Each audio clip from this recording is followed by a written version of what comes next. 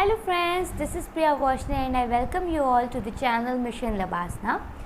So इस video में हम बेसिकली समझेंगे कंपैरेटिव पॉलिटिक्स टर्म को कि जब कोई कि बेसिकली जो आपका PSIR ऑप्शनल का सिलेबस है उसके अंदर जो पेपर 2 आता है उसका पूरा का पूरा एक सेक्शन है comparative politics and international relations, right. तो इस सेक्शन को समझने का जो पहला स्टेप है वो ये समझना है कि एग्जैक्टली जब हम बोलते हैं कंपैरेटिव पॉलिटिक्स तो उसका मतलब क्या होता है, राइट। सो व्हेनेवर वी से कंपैरेटिव पॉलिटिक्स तो वो बेसिकली दो टर्म्स से मिलके बनता है। The first word is the comparative, दूसरा वर्ड है आपका पॉलिटिक्स।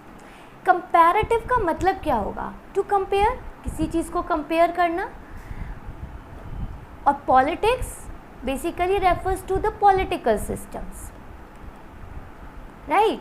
तो बेसिकली जब आप किसी भी दो different types of political systems को कंपेयर करते हैं तो उसको क्या कहा जाता है? Comparative politics, right. तो बहुत एक सिंपल सा मीनिंग है कंपैरेटिव पॉलिटिक्स को जो हम पूरा का पूरा स्टडी करते हैं इस पूरे सेक्शन में, तो उसमें एक आपको सी अप्रोचेस दिए जाते हैं कि अगर मान लीजिए सपोज़ कीजिए एक कंट्री ए है और दूसरी कोई कंट्री बी है, राइट। सपोज़ कीजिए ये जो कंट्री है ये बहुत ही ज़्यादा डेवलप्ड है, डेवलप्ड इन द सेंस बहुत ही रिच कंट्री है, वहीं ये उतनी ज़्यादा डेवलप्ड नहीं है। तो अब आप जब इन दो कंट्रीज़ को कंपेयर कर रहे होंगे तो एक कंपैरिजन तो आपको दिख गया कि ये कंट्री इकोनॉमिकली रिच है और ये कंट्री की जो इकोनॉमिक ग्रोथ है वो इतनी नहीं है as compare to this country. But क्या ये एक कंपैरिजन काफ़ी होगा इन दो कंट्रीज़ को कंपेयर करने के लिए? नहीं। इस इकोनॉमिक ग्रोथ के पीछे भी बहुत बड़ा रोल प्ले कर रहा होता है जो कि होता है political system.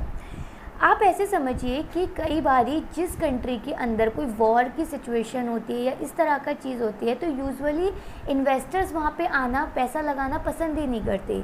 Investors also wants to put their money into those countries जो कि स्टेबल हों, जहाँ पे पीस हो, बिकॉज जहाँ पे पीस होगी वहीं पे तो आपका ग्रोथ का पोटेंशियल होगा।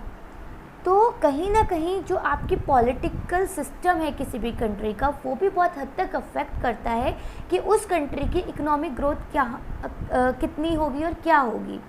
But that if we put that economic growth apart, उसके अलावा भी अगर मान लीजिए आपको किसी दो कंट्री के पॉलिटिक्स को कंपेयर करना है then what all approaches would you take to compare the political systems of those two countries is basically something जो कि आप इस पूरे सेक्शन में पढ़ते हैं, राइट। कि क्या आपका फर्स्ट स्टेप होगा, किस तरीके से आप मान लीजिए आप एक कंट्री के अंदर मान लीजिए एक मोनार्की है, बी कंट्री के अंदर मान लीजिए डेमोक्रेसी है, तो आप कैसे कंपेयर करेंगे। मतलब बहुत सारी चीज़ें होती हैं जो कि which comes into consideration when you try to compare two countries और politics of two countries, right.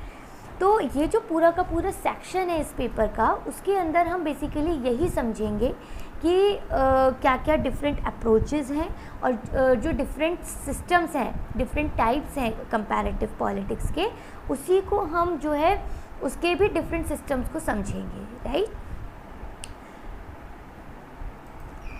So Aristotle, basically Aristotle को फादर ऑफ कंपैरेटिव पॉलिटिक्स बोला जाता है। एज वी ऑल नो कि उन्होंने बेसिकली अप्रॉक्स 158 कॉन्स्टिट्यूशंस को study किया था and the basis of those of that study he gave his classification of constitutions, right. तो सी जब हम कहते हैं ना कि हमें मान लीजिए एक कंट्री की पॉलिटिक्स को बी कंट्री के पॉलिटिक्स से कंपेयर करना है तो वो जो कंपैरिजन है when you compare the politics तो वो सिर्फ कॉन्स्टिट्यूशन तक लिमिटेड नहीं होता है, राइट। ये दिस इज़ समथिंग जो हम आगे की जब वीडियोस में जाएंगे तो उसको समझेंगे कि politics is far more than the study of the constitution. But since इन्होंने एक काफ़ी एक डिटेल्ड स्टडी की थी जो कि एक आप कह सकते हैं एक स्टार्टिंग पॉइंट बना कंपैरेटिव पॉलिटिक्स का, तो इसीलिए इन्हें भी फादर ऑफ कंपैरेटिव पॉलिटिक्स के नाम से भी जाना जाता है, राइट। नेक्स्ट बेसिकली जब हम कंपैरेटिव पॉलिटिक्स की बात करते हैं तो वो हम 2 फेजेस में पढ़ते हैं। पहला फेज़ होता है सेकेंड वर्ल्ड वॉर तक का, date is up till second world war, और जो इसका दूसरा फेज़ हम पढ़ते हैं that is after second world war. यानी कि जो सेकेंड वर्ल्ड वॉर तक का फेज़ है उसको बेसिकली जाना जाता है ट्रेडिशनल कंपैरेटिव पॉलिटिक्स के नाम से। वहीं जो सेकेंड वर्ल्ड वॉर के बाद का फेज़ है उसको जाना जाता है मॉडर्न कंपैरेटिव पॉलिटिक्स के नाम से। अब अगर मैं आपसे पूछूं तो ऐसा क्या एक ड्रास्टिक सा चेंज है जो कि पूरा 2 फेज़ सेकेंड वर्ल्ड वॉर ऐसा के पहले और सेकेंड वर्ल्ड वॉर के बाद ऐसा क्या होता है जो कि बेसिकली कंपैरेटिव पॉलिटिक्स को ही 2 हिस्सों में डिवाइड कर दिया, 2 फेजेस में डिवाइड कर दिया। तो अगर आप एक चीज़ पे ध्यान देंगे कि अगर सपोज़ कीजिए मैं एक ये डिवाइडर बनाती हूँ, दिस इज़ बेसिकली आप कहते हैं up till second world war, और यहाँ पे अगर आप बोलते हैं आफ्टर सेकेंड वर्ल्ड वॉर, तो जो बहुत ही बड़ा मेजर चेंज आता है वो क्या होता है कि जब सेकेंड वर्ल्ड वॉर तक जो मेन वर्ल्ड का फोकस था, या फिर आप बोलें कि जो मेन एक कंसंट्रेशन था पावर का, वो था basically with the European powers, right. या फिर आप कह सकते हैं कि वेस्टर्न कंट्रीज, राइट। और बाकी का जो भी था वो क्या थी, कॉलोनीज़ थी, जिनका अपना खुद का कुछ एक independent political system as such था नहीं, right. But second world war के साथ साथ बेसिकली डीकोलोनाइजेशन का प्रोसेस स्टार्ट हो जाता है, एंड बहुत सारी जो कॉलोनीज़ होती हैं वो इंडिपेंडेंस उनको मिलने लग जाती है, राइट। तो यानी कि अब जब सेकेंड वर्ल्ड वॉर के पहले तक सिर्फ यही है, बट सेकेंड वर्ल्ड वॉर के बाद आपकी थर्ड वर्ल्ड कंट्रीज़, और you can say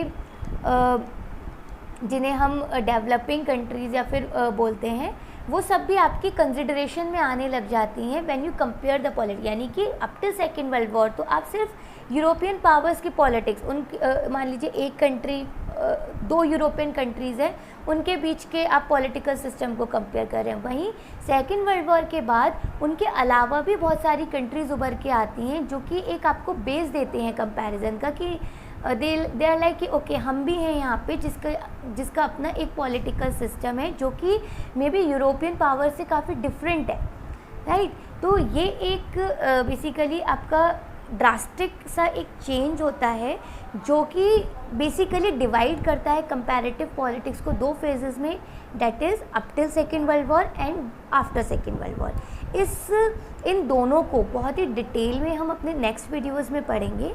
so that's all for this video. I hope comparative politics as such concept is clear to you. So thank you for your time. Stay safe. Bye bye.